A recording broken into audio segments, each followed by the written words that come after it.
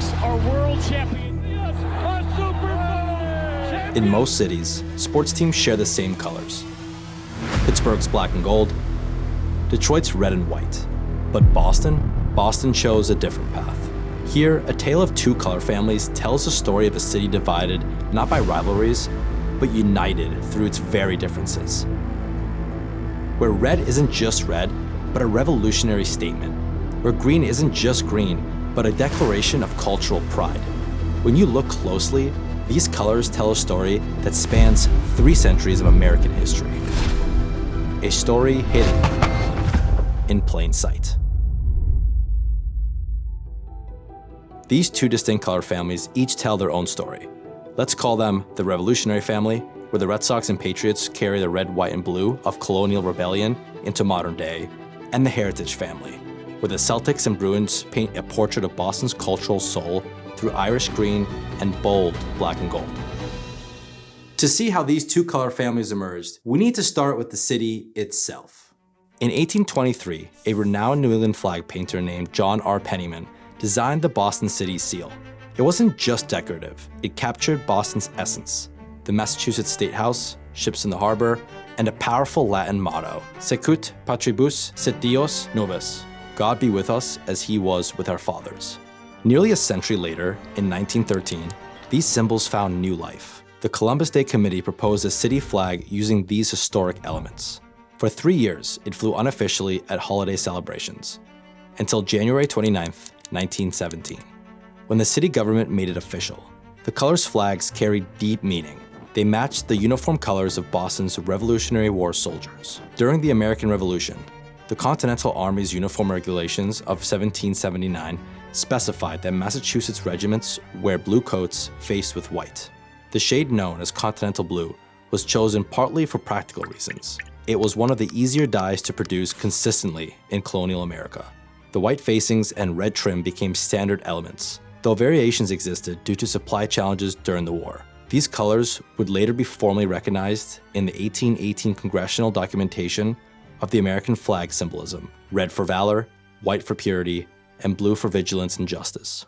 This brings us to one of Boston's most fascinating sports color stories.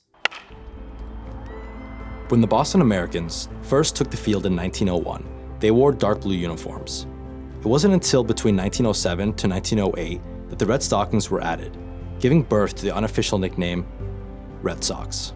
The team formally adopted the Red Sox name for the 1908 season, though some sources suggest the change wasn't officially registered until 1909. And the revolutionary colors didn't just stay on the baseball diamond. 3 decades later, when professional football made its way to Boston, it carried those same patriotic roots. Billy Sullivan was a Boston publicist who dreamed of bringing professional football to New England. In 1959, with just $25,000, funds raised from local businesses and his own marketing firm, he secured the 8th and final American Football League franchise. When it came time to establish the team's identity in 1960, the color choice was both obvious and challenging for a region steeped in revolutionary history. The team's first uniforms featured a lighter, more traditional Patriot red with navy blue accents. By 1993, with the introduction of the Flying Elvis logo, the colors shifted to a deeper navy blue primary with red as an accent, modernizing the revolutionary colors while staying true to their historical roots. My browser history right now is about 90% colonial color theory, so that's fun. If you're into weirdly specific deep dives like this video, please consider subscribing. It really helps support the channel so I can make more content like this. Okay, so that's the first half of Boston's color family. Let's look at the second half. And just as the city itself was shaped by diverse influences, another color family emerged. Colors that had nothing to do with the revolution and everything to do with heritage. The story of the Bruins colors starts in an unexpected place. Charles Adams wasn't just a grocery store magnate. He was a visionary who had never seen a hockey game until 1923. After watching his first game at the Montreal Forum, he became obsessed with bringing professional hockey to Boston. He secured an NHL franchise on November 1st, 1924 for $15,000, about $240,000 in today's money. When he founded the team, he drew inspiration from the color scheme of his first national stores chain. The black and gold combination that would become iconic to the team was officially in place by 1934. Who would have thought that one of hockey's most recognizable brands was influenced by grocery store colors? Yeah, not me. No. Walter Brown, who founded the Celtics in 1946, grew up watching his father manage the Boston Arena. As the president of the Ice Capades and manager of Boston Garden, he had a unique understanding of what drew crowds in Boston. By 1946, nearly a quarter of Boston's population claimed Irish heritage. They chose a vibrant Kelly green that evoked Ireland's rolling hills and lush landscapes, and paired it with the Celtic name suggested by publicity man Howie McHugh, creating a perfect tribute to Boston's Irish roots. How fans saw those colors wasn't just about team choices. It was also influenced by the media at the time. And before TV, one medium played a crucial role in how those colors were perceived.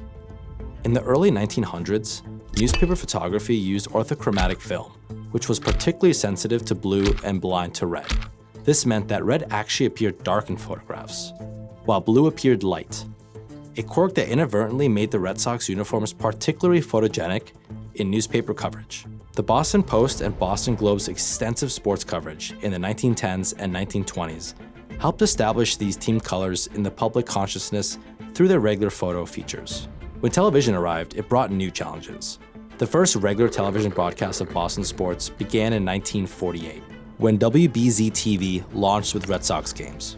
The black and white television presented specific challenges for sports teams. Colors that looked distinct in person could appear identical in grayscale. The Bruins were among the first teams to adapt, modifying their uniforms in the 1950s to include more distinctive striping patterns that would show up clearly on black and white broadcasts. Wicked smart.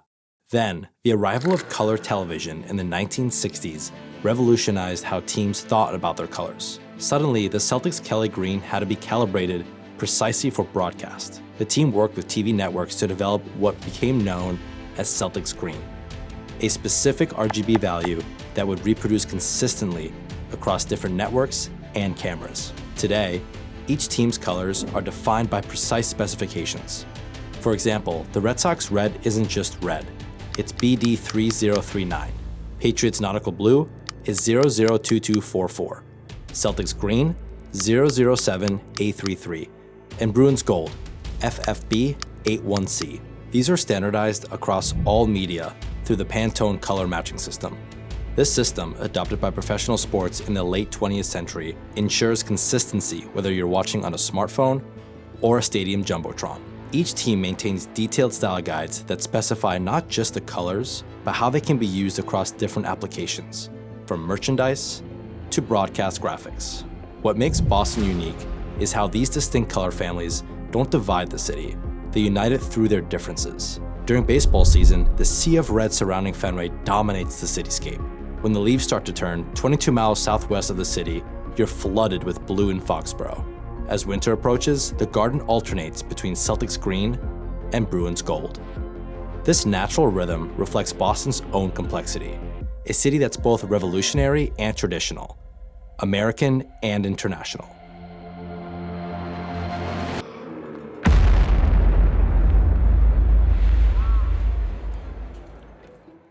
Following the Boston Marathon bombing on April 15, 2013, the city united under the marathon's yellow and blue colors. This is our city.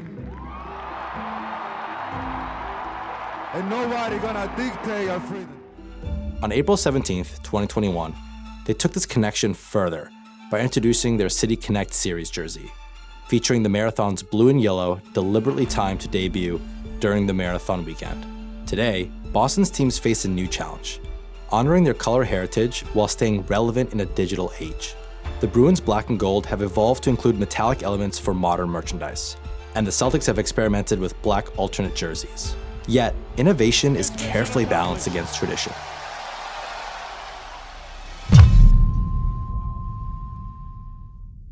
What started with Revolutionary War uniforms to grocery store colors has evolved into something much more meaningful. Boston's sports colors aren't just about athletics, they're a visual history of the city itself. Beneath the modern skyline of Boston lie the roots of these teams. From these historic roots grow the colors that define the city.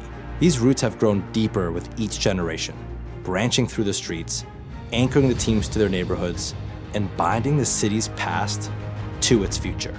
So, the next time you encounter these colors, whether you're a lifelong Boston sports fan feeling at home in the shadow of Fenway's green monster, a Lakers fan witnessing the sea of green at TD Garden, or a visitor seeing how these colors transform the skyline into a beacon of Boston pride, remember, you're not just seeing team colors. You're seeing 3 centuries of history, culture, and civic pride woven together in motion that could only exist in Boston.